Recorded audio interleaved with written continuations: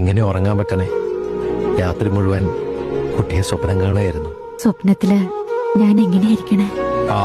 കാണുമ്പോ ഇനി സുന്ദരി അല്ലെങ്കിലോ? എന്നാലും എനിക്കിഷ്ടം.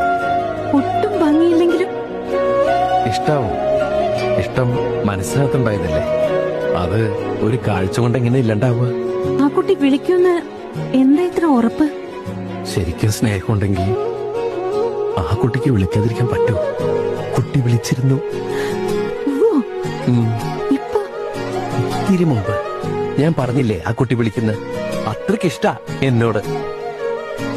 റാങ്ക് മേടിക്കുമ്പോ എന്നെ കാണാൻ വരാന്നും പറഞ്ഞു.